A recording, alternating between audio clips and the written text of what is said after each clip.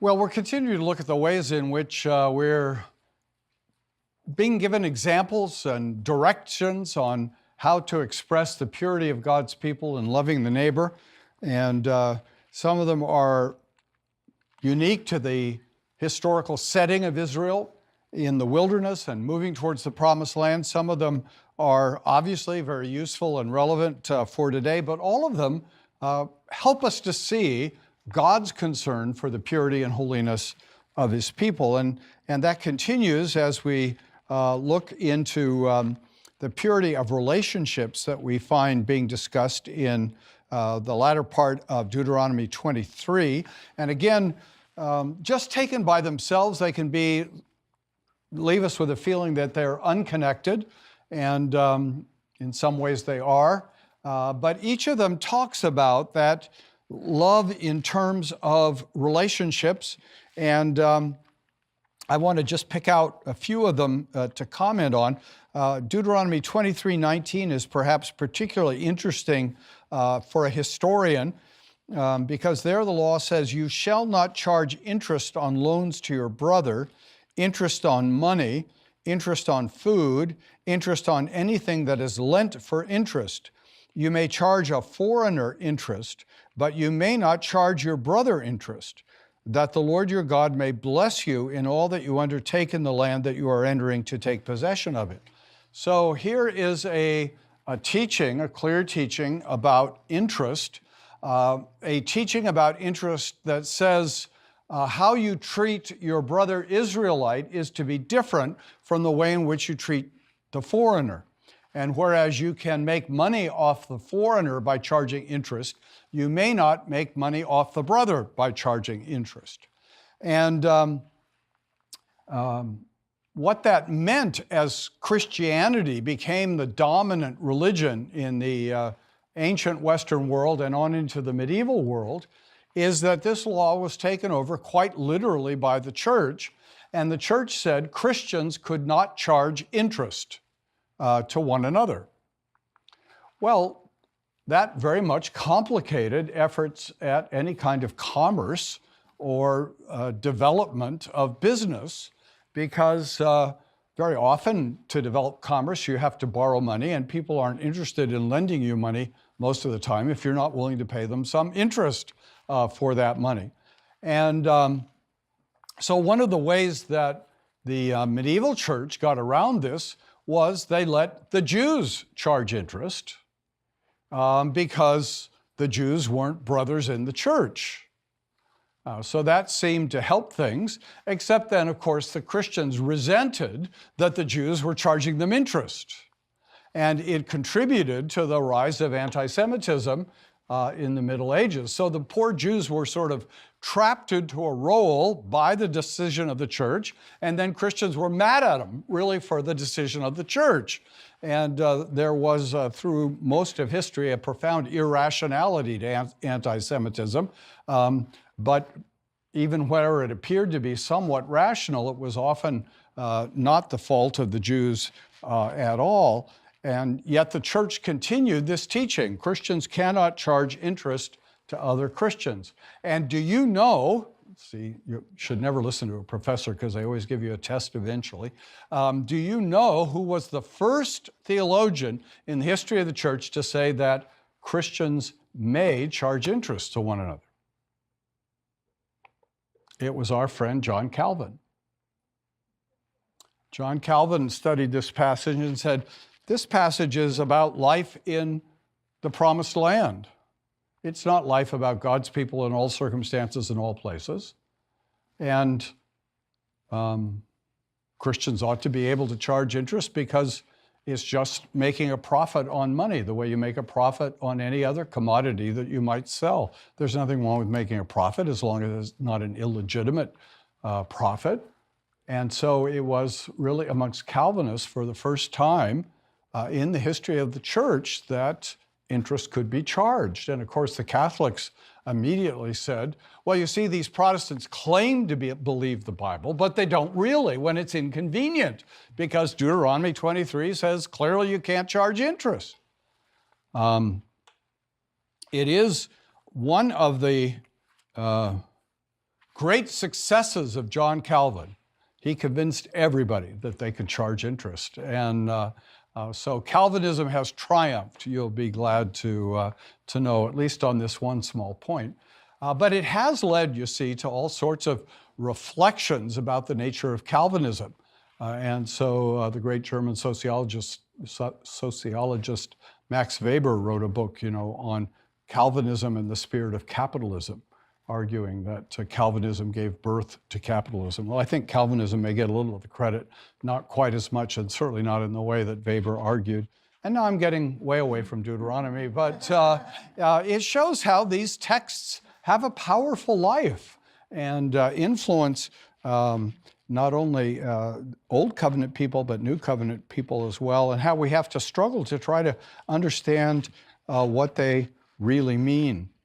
Then if we go down to verse 24 of chapter 23, if you go into your neighbor's vineyard, you may eat your full of grapes. I find this very encouraging because when I was a kid, my grandmother used to take me to Northern California, and we would go, you could pick boysenberries, and then she would make jam and pies if we didn't eat them before she could cook them.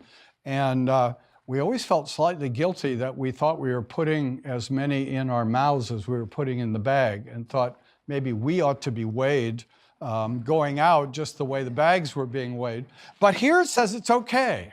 It's okay to eat what you can just take with your hand. It's not okay to go into your neighbor's field with a bag and fill the bag and walk off. You can eat to satisfy your immediate hunger, but you can't take away the neighbor's produce and profit. And it's interesting, isn't it, that Jesus took this very literally. We read in Luke 6, verse 1, that when he was walking with the disciples past a grain field and they were hungry, they took a handful of grain to eat as they walked on the way, and nobody complained about that. But they did it on the Sabbath. And that's what the Pharisees complained about, that they had done it on the Sabbath. And then rubbing the grain in your hand is threshing, and therefore a violation of the Sabbath day. So again, these things have an ongoing reality that is important. And as I hope I'm making probably at too great a point, stimulating us to think about how do we try to work this out. And a little later, they'll talk about not over-harvesting the field so that the poor can come in later and glean, the way we find Ruth doing later. And, obviously, if you're a farmer of thousands and thousands of acres, as sometimes happens today, it doesn't do any good to leave some of the produce unharvested, because the poor aren't going to be walking by there. The poor are in the cities now. In the old days, the poor lived near the farm, so they could go and take advantage of this provision. So shouldn't that lead us to ask the question, how do we try to help the poor? What should we do? Some people have said, well, a farmer ought to go through and do the first harvest, and he can keep that for himself, and then go through again and harvest and sell that and give that money to the poor. I'm not saying that's required, but it's a creative thought about what ought we to be doing here, and to what extent is this a direction of kindness in the management of property intended for the whole society today, and to what extent is this directed primarily for the church today? Again, something we should think about, we should talk about. And I think part of what's frustrating is in our contemporary politics, people don't seem much inclined to talk about anything in a dispassionate and exploratory way. You have to know everything at the very beginning point. But also it ought to challenge Christians to think about it. I am not sure this is, maybe I said this before, but I'm not sure this is a good idea even. But I thought, what if years ago, suburban congregations in America that had significant resources had partnered with one inner city church that had very little, and tried to help. Just, not solve every problem, but tried to help. How would that have changed the dynamic of life in America if we had done that? And again, I don't think it's a panacea, and maybe it's not even a good idea, but I think Deuteronomy encourages us to try to think through some of those sorts of things. How do we help one another? How do we care for the poor, certainly the poor in the church? And so all of these laws, I think, are worth pausing over and pondering. That leaving of crops you see in Deuteronomy 24:19 and following. And then if we go to verse 20, to chapter 25 and verse 4, you have another of these verses that just sort of stand out by themselves. They don't seem particularly connected to anything. You shall not muzzle an ox when it is treading the grain. You shall not muzzle the ox when it is treading the grain. And now again, I'm not a farm boy. I have no idea how much an ox will eat when it's working. And I can understand some farmer thinking, that ox is eating too much of the profits while it's treading the grain, while it's helping with the harvest or the threshing. I'm going to muzzle it so it can't eat my profit. And so one use of this is you can't be cruel to animals. Probably it's practical as well as kind. It's probably practical to keep your ox healthy by feeding him and not starving him. But what's intriguing, and maybe you've thought of this already, is that this verse is quoted in the New Testament twice to prove that preachers ought to be paid. Now, you might think, what is the problem with the Apostle Paul that he's quoting Deuteronomy 25, verse 4, to prove that preachers ought to be paid? But he does that, 1 Corinthians 9:9 and 1 Timothy 5:18. Clearly, he's taking a narrowly focused law and asking, what's the principle behind it? Now, one might think, well, the principle is preachers are a bunch of dumb oxes, and that's true occasionally. But I don't think that's the point that Moses is making or Paul is inferring. What's being said here is whoever's doing the work ought to be, in some sense, compensated out of the work he's doing. Even an animal, but a human as well. There ought to be just compensation for the worker. And the old great joke at ordinations, it's always told, where people pray that the Lord would keep the preacher humble and they would keep him poor. But Paul is saying, no, the preacher deserves to be paid. Everyone deserves to be paid. It's not just the ox and the preacher that this applies to, but you see, it's a general principle that there needs to be a fairness in compensation for the workers. And so Deuteronomy, again, as I say over and over again, is constantly causing us to reflect on what is an expression of love and purity as we do our work. Now, the very last paragraph of this section on laws to the neighbor, I'm actually not sure whether it properly belongs to being the last section of love for the neighbor or the first section of warnings. I finally decided I think I'll put it in the last section of love to the neighbor, even though it's slightly strange, because if we were to do a chiastic study of these chapters, I think we could say that this last paragraph in chapter 26 has a certain kind of resonance with the first paragraph at the beginning of this section in chapter 19. The first section is on cities of refuge, where someone guilty of manslaughter, unintentional, can flee and be safe. And now at the end, it's an order to wipe out a certain person. So there's a kind of contrast between that beginning and that end. And here too is a case worth pausing and pondering. Remember, this is Deuteronomy 25, verse 17. Remember what Amalek did to you on the way as you came out of Egypt, how he attacked you on the way when you were faint and weary and cut off your tail, those who were lagging behind you, and he did not fear God. Therefore, when the Lord your God has given you rest from all your enemies around you in the land that the Lord your God is giving you for an inheritance to possess, you shall blot out the memory of Amalek from under heaven. You shall not forget. Now that may strike you as a strange way to begin a section on loving your, or to end a section on loving your neighbor. What's going on here? And here again, I think, as we reflect on this, ponder this, study it, it comes through with a message that's of some importance. When I first taught through Deuteronomy in my Sunday school class at home, I got to this paragraph and I was in a hurry and I scratched my head, so I did what every smart teacher does in a circumstance like that. I skipped it.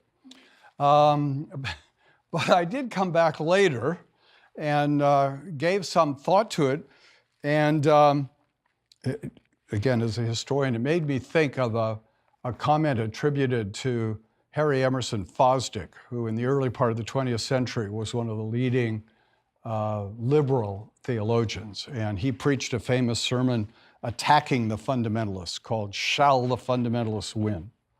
Well, he also observed once that who cares about the Jebusites? Making the point there's all this junk in the Old Testament nobody cares about, it's a waste of time. And so I titled my sermon that I preached on the Amalekites, Who Cares About the Amalekites?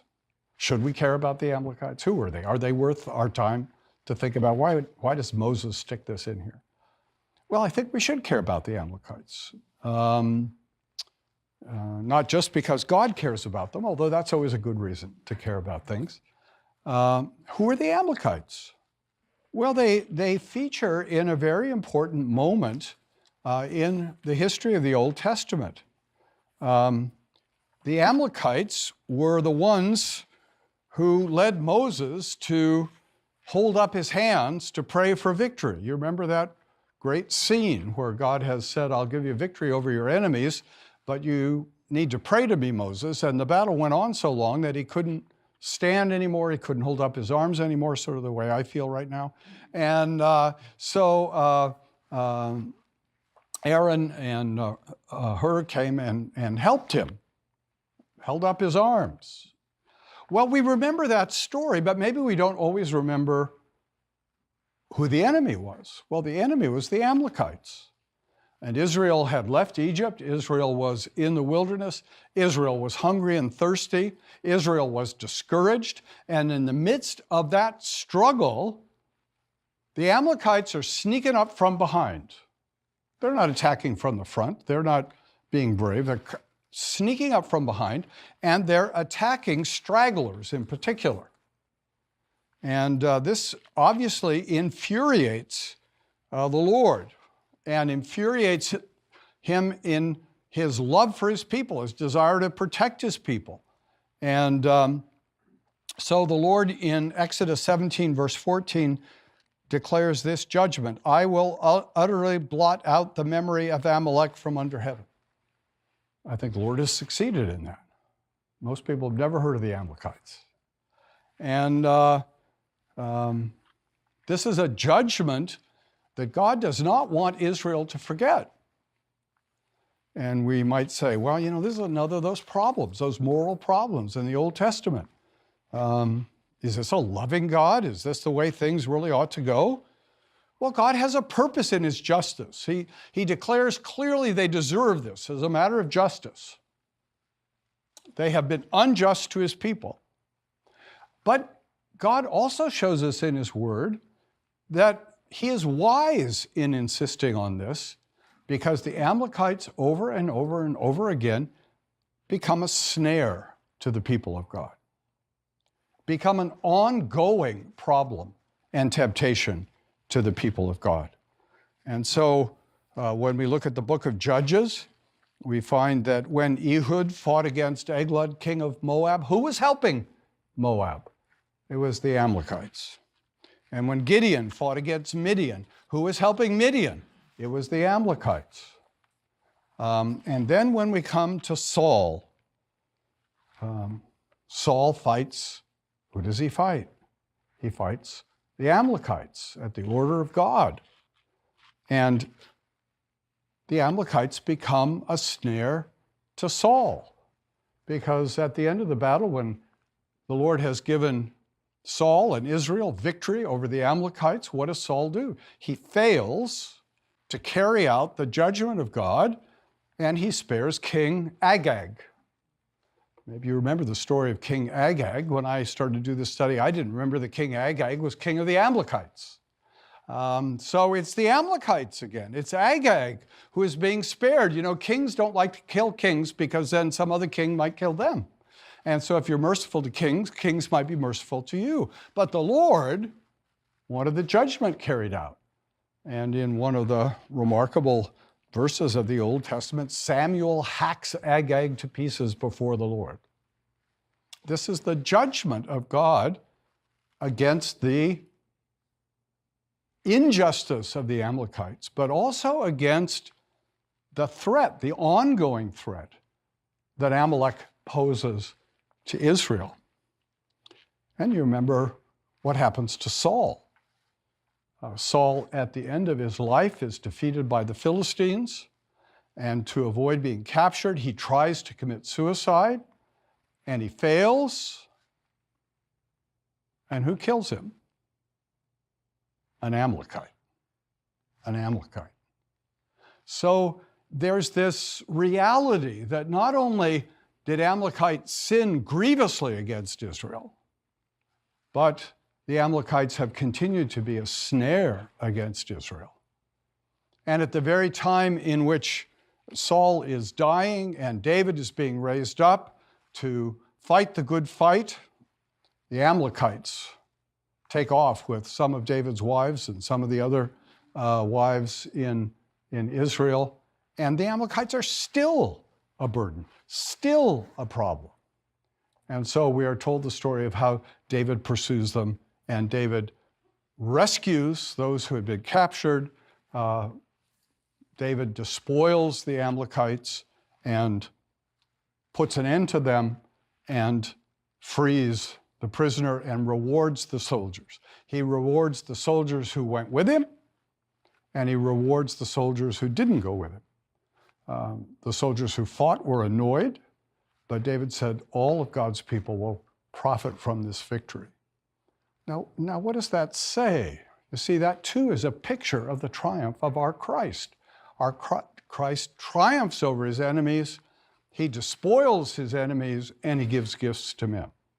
And so, again, this little paragraph that seems kind of heartless and seems kind of pointless and certainly seems irrelevant to us, in point of fact, is pointing to an important thread that God weaves through the tapestry of Scripture, so that the details of Scripture, as we explore them, almost always lead us to greater and greater insight into God and into his ways and into his redemption of his people.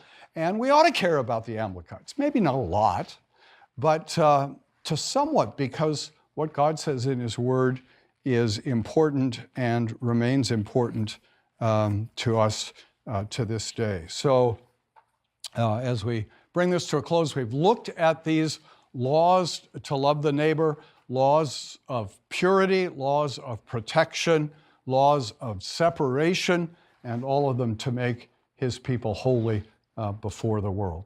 And so next time we'll go on to look at the next section, a section of warnings to the people of God.